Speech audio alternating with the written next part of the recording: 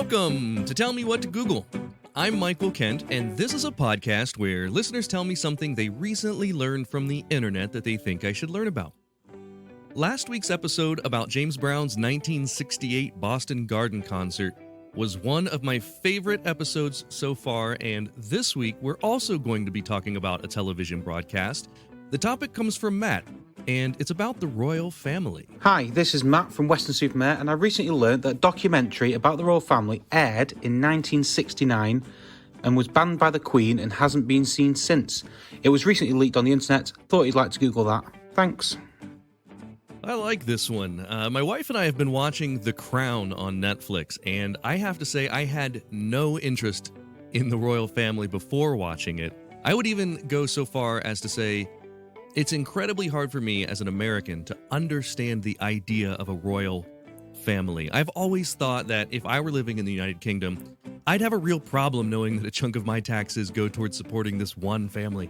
But I'll also say that watching this series on television has helped me understand a little bit better and appreciate how the royal family represents ideals, traditions, and something that can be argued as very symbolically important. So I know a little bit about this documentary and how it was banned because they talk about it in The Crown. It's the third season, and the episode is called Bubbikins. But I'm really curious now how much truth there is in it. There are aspects of the show that are dramatized, so let's take a look.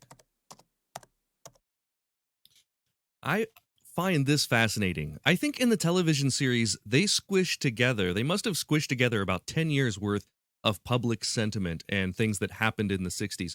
For instance, there were some unflattering newspaper articles criticizing the royal family in the late 50s, and that started a small but growing sentiment among British citizens that the idea of a royal family and monarchy in general was antiquated and unnecessary in a modern world, and it painted them as out of touch. And in the show, in The Crown, they sort of squeeze all that together into like one episode. But there is a history here, and a horrible mining disaster in 1966 killed 116 children, and some citizens in the UK didn't think the Queen was responsive enough in consoling the community. She waited 8 days to visit, and she has since said it's her biggest regret as Queen that she waited so long. She was excoriated in the press. The public was desperate to see emotion and empathy from the royal family. And that leads us to this documentary. In 1969, the Queen's press secretary, Sir William Heselton, along with Prince Philip, Duke of Edinburgh, had the idea to pull back the royal curtain by inviting a documentary crew to follow the royal family around for a few months and expose some of the inner workings of the family to the public. In addition to adding a feel of humanity to the Queen and her family, they thought that it would help modernize the crown and help the United Kingdom to understand what goes on behind the closed doors of Buckingham Palace. In the end, they shot 43 hours of footage of the family at locations all over the UK: the Palace, Windsor Castle, Balmoral Castle, the Royal Yacht, the Royal Train, the Royal Private Jet, Sandringham, all over their properties. It covered meetings with diplomats from all over the world, lavish dinners, the investiture of Prince Charles of Prince of Wales, and several private family moments. When I come back from a short break, I'll talk about how the documentary was received. Do you like jokes? How about stories? What about magic tricks? If you said yes to any of those, you'll love my weekly live stream show, Joke Story Trick Live. Every Tuesday at 9 p.m. Eastern, we gather to tell listener jokes, do magic, even learn magic, and bring on a special guest to tell a story. We've had everyone from a sitting U.S. congressman to television stars to WWE wrestlers. It's always a great time, and it's a free show. Just go to jokestorytrick.com to watch past episodes or tune in every Tuesday at 9 p.m. Eastern. That's jokestorytrick.com. I hope to see you there. I'm excited to be partnered with this company because it's a product that I've used and loved for years. Scotty Vest makes gear that looks great and is packed with pockets. And as much as I travel, that's always been a huge perk. But even on years like this one where I don't travel as much, My Scotty Vest fleece is just as useful because I'm always carrying so much stuff with me: my wallet, my phones, my keys, my mask, and there's a pocket for everything. Not only that, they now have an awesome new face mask that allows you to even use a straw while wearing it. Go to scottevest.com, that's SCOTTEVEST.com, and use my promo code TELLME, all one word, for 15% off your order. That's scottevest.com and enter promo code TELLME. If you're a fan of this show, my other show Joke Story Trick, or my comedy magic career in general, you should consider supporting me by joining my Patreon. I work hard to make sure that there's always fresh content on there, including bonus footage, exclusive videos, and free stuff like stickers, balloons, drink koozies, and more. You can join for as little as $1 a month and can leave at any time. I consider the folks over at Patreon my most loyal and true fans, and I would love to see you there too. Just go to patreon.com/Michael Kent and choose what level of membership is best for you. You can pledge $1, $5, or $10 and get more and more bonuses the more you pledge. Once again, that's patreon.com/Michael Kent. The documentary aired on June 21st in 1969 on the BBC, and it was edited into a 90-minute show called Royal Family.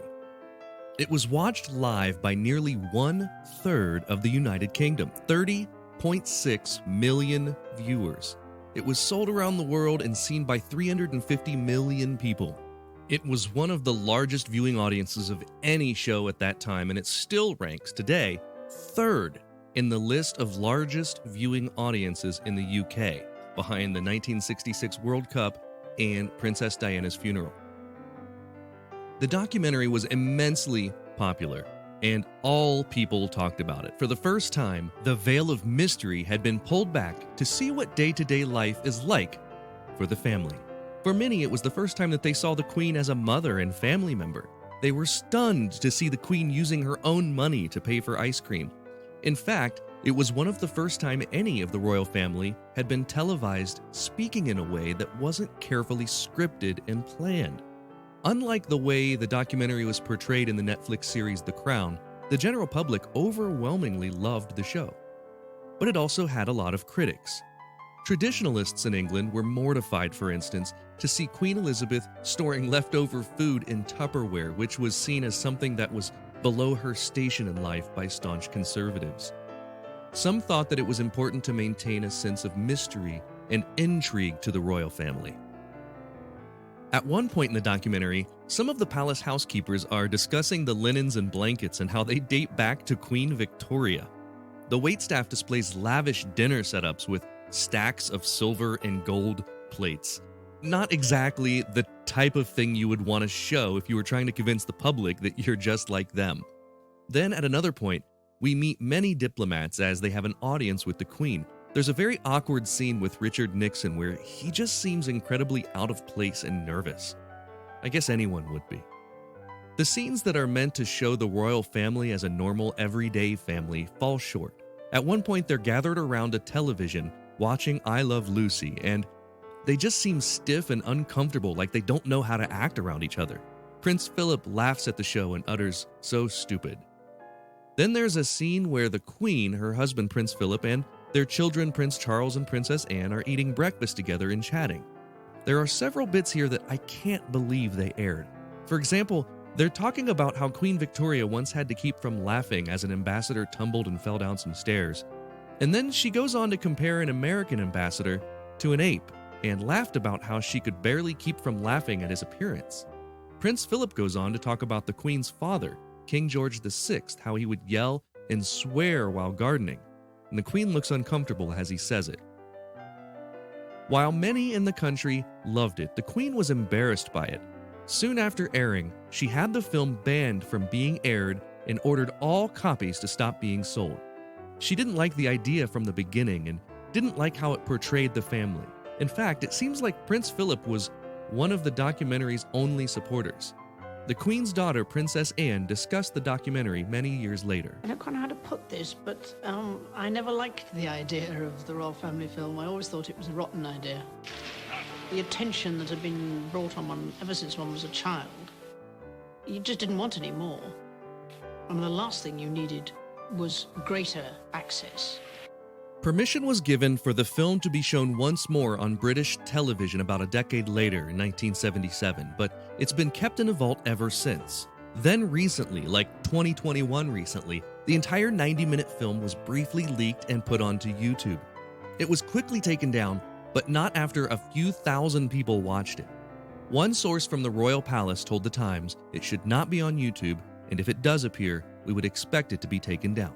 And it was, very quickly. As you can tell from the details I'm able to tell you about the documentary, I may or may not have seen the entire thing. Keep in mind, many of these details have been discussed in articles on the internet as well. Okay, fine, yes, I saw it. I watched all of it. And it was pretty slow, but really interesting. Listen, you told me what to Google, and I did. And here's a challenge for you. If your Google foo is strong, you may be able to find it for yourself. It's time for the part of the podcast where I call a friend and see if they already know what we have just learned. And today I've invited my good friend Lance Thompson on the show. I've known Lance for many years in his role as someone who brings entertainment to college campuses, and he's also one of the funniest people I know. He currently has an irreverent podcast called Self-Hating Podcast, which is all about why he hates podcasts. Well, hello. What's going on, Lance Thompson? Well, not much. What's up with you? You know, it's a blizzard here today. We've got 6 inches of snow on the ground from overnight. There was no snow yesterday, and no one's going anywhere today. So that's kind of fun. I feel like we have at least 12 inches. Oh, my God. A lot of snow. I shoveled this morning, and it's already filled. So... well, I've brought you on the show to ask you, we're going to do a quick quiz, and you don't know what it's about, and that's part of the show. So Sweet. There are stakes, there are prizes to each one of these questions. So for question number 1, if you get this first question right, I will donate 4 sweaters to people who need them. If you get it wrong, I will only donate 1 sweater. So if you miss this first question, 3 people may go cold this winter, and it'll be your fault. So you're going to donate them to, like, middle school, like, little girls in their class? Because they're always cold. That's creepy. Why would I just walk into a school and be like, anyone need some sweaters? Well, who else would need them? I mean... Like homeless people. Oh, okay. Give them to, like, AmVets or something. Get them a coat. Yeah, I have extra coats, too. I have a lot Okay. more extra sweaters than I have extra coats. And my wife and I disagree on this because she's always like, you have way too many coats. But I like all my coats, and they're all for different things. So I have my old marching band, like, leather jacket. Yeah. and she hates it. But I wear it, you know, if I ever go to a football game, I wear it. Oh, I thought you would have framed that already. Yeah, I'm surprised I haven't framed it. I have my original marching band hat that sits on my, behind my desk and all that. So, Yes. Well, here's your first question. Okay. A documentary followed a family around in 1969 and was banned from ever being seen by that family until it was leaked onto the internet this month. Which one of these families was it? A. Elvis Presley. B. Queen Elizabeth and the royal family. C. Queen Latifah. I'm going to go with B. You are correct. It's Queen Elizabeth and the royal family. They hired a film crew to follow them around for several months in 1969. It aired, was immensely popular. The Queen hated it, banned it, completely canned the thing. And while everyone loved it, and it was a huge audience, no one ever saw it again until it got put on YouTube, like, last week. So they did show it. Like, they didn't just ban it outright? No, they showed it. And in fact, the Queen screened it before it aired, and they aired it anyway. But then, afterward, she decided she didn't like it. So basically, you got that right, which means I will be donating 4 sweaters to like, people of who your need them. own, or are you going to go to, like, Goodwill and, like... Well, no, I'm gonna my own sweaters. I'm not gonna take sweaters that someone else donated and then redonate them somewhere else. Like I'm gonna go, Well, I'm gonna go to Goodwill, buy 4 sweaters, and then donate them Yeah. back to Goodwill. No, that doesn't count. I'm not. That's not. I'm not skating around my own quiz. That's Uh, how my wife gets all her clothes. She like buys and then she like gets tired of it, gives it to Goodwill, then we go to Goodwill and buy more. It seems pointless. Yeah, no, I'm gonna. I have extra sweaters that either Okay. don't fit me, in my new pandemic form. They don't fit my belly. So, So, question number 2 for this question. And I should note that with your job, you've met lots of famous people, or at least semi-famous, and I have as Yeah. well, at least B-level people. Right. If you get this question right, I will tell you the worst celebrity encounter I've ever had. If you get it wrong, you have to tell me the worst celebrity encounter you've ever had. Oh man. Do you have That's a one in good mind or a few in question. mind? Let me think here. I mean, I don't know if I've had like a bad one. I've had a weird one, so I want to maybe hear. I'll go Okay, with that so one. you can tell the weird one. Okay. And if you get the question wrong, and this is sort of a difficult question, Okay. which of these is not? Only one of these. Which one of these is not a way to address the Queen? Okay. A, Your Majesty. B, Your Royal Highness. C, Ma'am. Which is one that you can't address the Queen? Yeah. Only one of these is not a proper way to address the Queen. I mean, you can, but it's not proper. You can say anything Well, you want to the Queen, really. It feels like C's too obvious because you've said that this is difficult.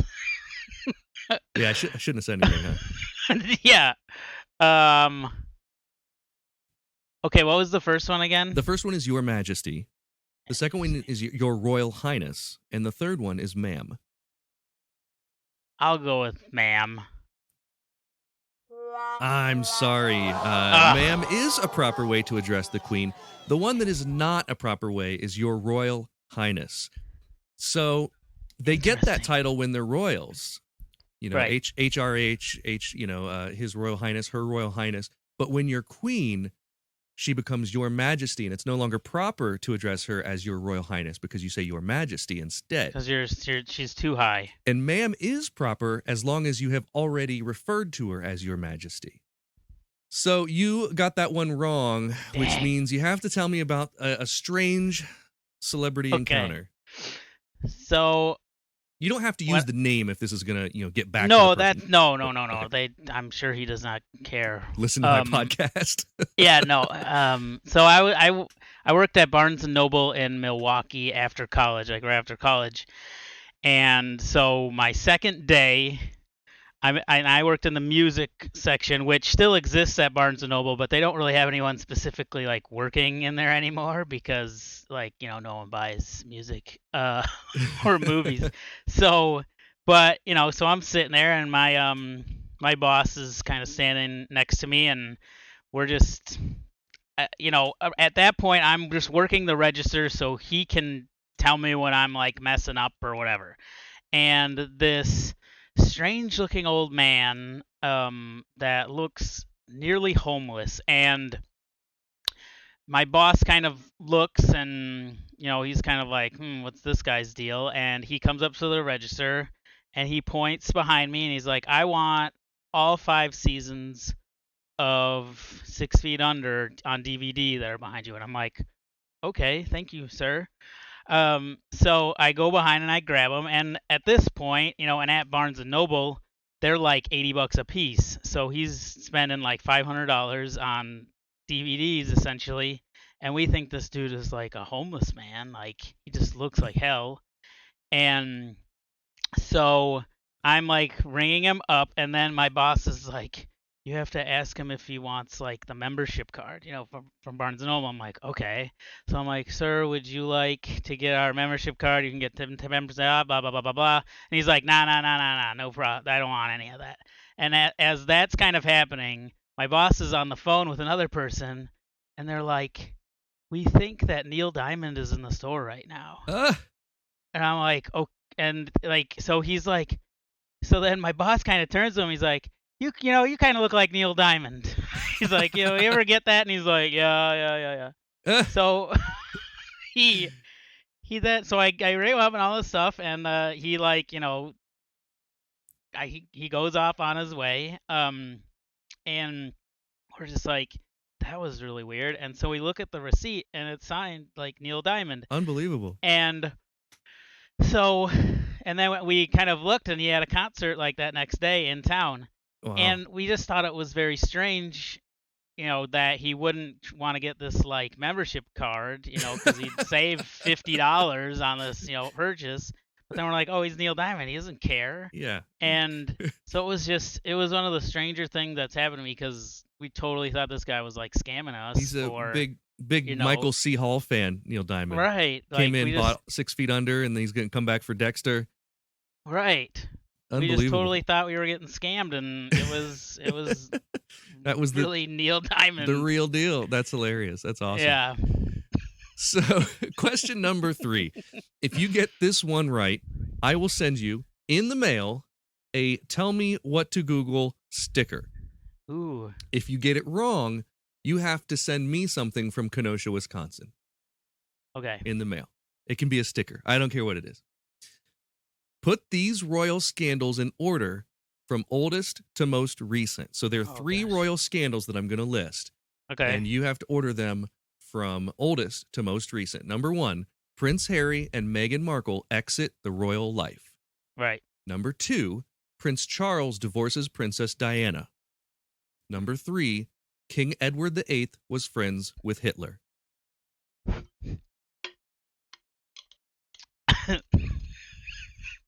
Are you choking on the water because the question is so easy? Prince Edward VIII and is friends with Hitler? Yeah. Whoa. That's true. How did they figure that out? It came out after the fact. So he abdicated the throne because he was in love with a woman who had been divorced. And maybe was still even married to, it was an American woman. And so he chose love over being king. So he abdicated the throne, but he also sympathized with Nazis, essentially. Oh. And so he wasn't just friends with Hitler. He was well, I think what he was looking for was not to have, he wanted to end the war, and he was looking for peace. And so he thought the way to do that, for some reason, he thought Hitler was a reasonable guy. And even met with him on several occasions about the war. And it was a really, really screwed up thing. Yeah, he didn't understand the atrocities that were happening with Hitler, and was friends with the dude. So so there's that one is the oldest for sure. Yes, that's the oldest. And then Princess Di getting divorced, that certainly would be in the middle. And then the Meghan Markle. That would be the earliest one. Yes, that one was kind of easy. So also because I just want you to have one of these stickers, so I'll send you one. Yes. And I'll still take anything from Kenosha if you have any, Okay. Whatever it might be. Question 4. If you get the next question wrong, you have to take me to the Cheese Castle next time I'm in Kenosha. Oh, nice. If you get it right, I'll drive. Okay. I just want to go to the Cheese Castle. Yes. Well, yeah, it's there's like a whole full like restaurant and bar in that place. It's crazy. That's awesome. I went last time, and I bought, I don't know, $30 worth of cheese. Which is like one bag. Yeah, exactly. It's very expensive. And I left it all in the hotel room. I forgot. I put it in the fridge, in the mini fridge, and I left it all. And I was so mad when I realized. No. I didn't realize it till I was driving back to the airport and didn't have time to turn around. So the Royal Family documentary, the one that this episode is about, covered the investiture of Charles as Prince of Wales. The question is, what is investiture? And you get 3 choices here. Okay. A, it's a formal ceremony similar to a coronation. B, it's when he is given land and a share of money from the country. Or C, when people from the internet band together to invest in a short squeeze on a country's wealth. Is a short and a squeeze the same thing? Jeez. I've been so confused all week. Me too. I'm so confused. No, a short squeeze is what they did to the people who were already shorting the stocks. Oh, okay. So basically they ruined these guys' plan to have they needed these stocks to lose money, and Right. these people drove up the value and And that's the squeezed these squeeze. guys so that they lost money. And that's as much as I understand of the Yeah, whole thing. It's very confusing to someone who isn't like in that world. I pay a guy to do my investing. Well, right, and you even have like a decent business sense, I mean, just being like your own boss kind of thing. But it's so confusing. It's so confusing. And yeah, I don't think business sense matters when it comes to the stock market, because none of it makes sense. It is such its own thing, and so much of it is a fraud and a scam with this shorting. Oh, so it's like sports betting. Yeah, it is. It's like, or like betting futures, like oil futures and stuff. It's like, or speculative stuff. It doesn't make any sense. All right. Yep. So investiture. Okay. I'm going to answer. This is my final. I'm going to say that he got like land and money from the country. Is that your final answer? Yes. I'm sorry. He doesn't. He has already got the land and the money. The investiture is nothing but a formal ceremony. It is nothing but it's pomp and circumstance to show I am the Prince of Wales. Here is me. Here I am. Question 5 is for all the marbles. This is our final question. This is for all the marbles. If you get this wrong, I'm banning you from this show, never to be asked on again. Oh gosh. How's your 2021 going? That's your question. That's a good question. There hasn't been a lot of new music. Like for some reason, like musical artists aren't like releasing new albums, so it's been kind of dull for the most part, because that's what I do like while I'm working is I listen to new music. So it's just been kind of dull in that sense. But otherwise, I mean, my kid goes back to in-person school on March 1st, so that's good. And he started Taekwondo, so I've been taking him to that. I mean, I'm just kind of living for him now. So, awesome. Yeah, it's been good. That's awesome. Well, you've got that question right, so I may ask you back on the show again, Lance. Yes. Tell me a little bit about your podcast. What's going on with this? Oh, gosh. And I know I told you I started my last episode, and I got like halfway through, and these things, my microphone died. Oh, no. So I've been kind of thinking about doing like this podcast for a little while about how I just have no interest. Why do I have no interest in podcasts? Like why? And so I had 3 episodes, like ideas for them. The first one is about this podcast that I listened to like religiously for a couple years, and then just it got completely blown up, and there's still drama like 4 years later about it, and just awful, and so that kind of spoiled things. The second episode is about how music, like I find if I listen to a podcast, like I'll have to pay attention, and I don't have to do that with music, and I don't want to like waste that time listening to a podcast when I could be listening to music. And now this third one is going to be about true crime and how I find it to be kind of disgusting. I've heard your opinion on this, and I really look forward to listening to it. And I'm going to come on your show and make a case for podcasts. Yes. And present the other side of the coin. But that said, I do understand. I've always felt that way about stuff, but at the same time also consumed that type of content. Right. I do listen to true crime, but I see it the same way that I see like Dateline NBC when they're To Catch a Predator.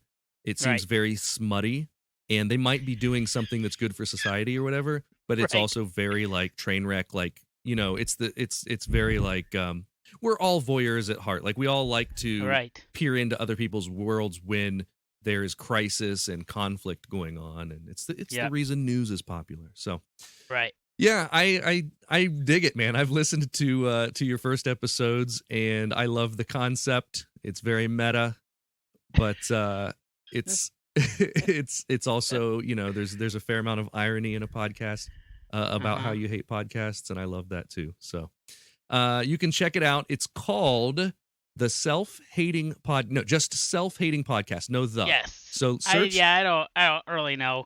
I usually tell people not to listen to it. And the episodes the first one's like 12 minutes and the second one's like 15. I think this third one will be a little bit longer. But yeah, I try and keep it quick. So can I make a prediction? Yes. By the end of your podcast, you will be listening to more podcasts and you will be enjoying podcasts. Maybe. I mean, because I know you're you're a music guy too. So I just. Yep. I'm a music guy, but I don't. I only put on music when I'm really need to, like when I'm writing, I need to listen to music. Mm-hmm. But there are so many times in my life, and we can get into this on your show, not necessarily on mine.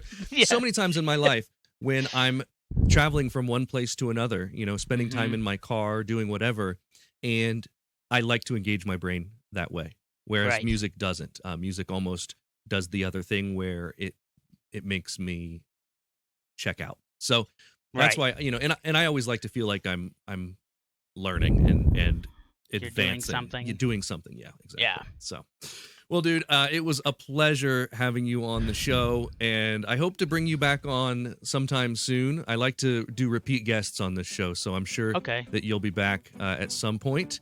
And awesome. Thanks again, man. Thank you. It's been a pleasure. Well, that's all for this week. If you enjoyed this episode, please help me out by leaving a review of the podcast on iTunes. I'm trying to get more people to listen to this podcast every week. And in addition to just leaving, 5 stars of the podcast, leave a sentence or two, because writing a few words helps a ton to allow other people to listen and to allow other people to tell me what to Google. I'll see you next week.